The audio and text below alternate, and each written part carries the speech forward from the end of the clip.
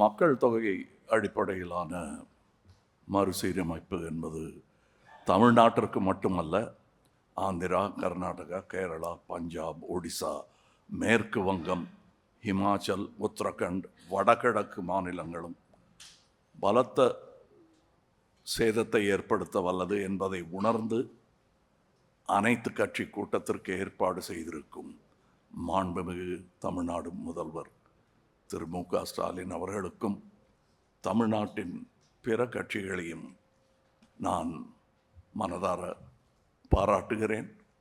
எந்த தேவையும் இன்றி பாராளுமன்ற தொகுதி மறுசீரமைப்பு எனும் பேச்சை யார் கிளப்புகிறார்கள், எந்த நேரத்தில் பேசுகிறார்கள், எதற்காக பேசுகிறார்கள் என்பதும் கவனத்திற்குரியது.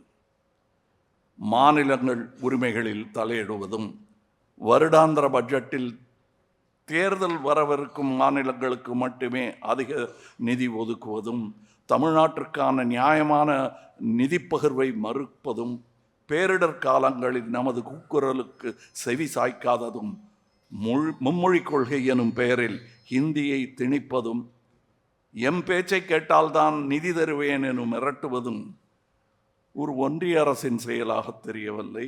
இன்றல்ல, நாளை அல்ல, எப்போதுமே பாராளுமன்ற உறுப்பினர்களின் எண்ணிக்கையில் எந்த மாற்றமும் கொண்டு வராமல் இருப்பதே ஜனநாயகத்தையும் கூட்டாட்சியையும் இந்தியாவின் பன்முகத்தன்மையும் காக்கும் என்பதே ஒரு இந்தியனாகவும் தமிழனாகவும் மக்கள் நீதி மையத்தின் சார்பாகவும் வலியுறுத்துகிறேன்.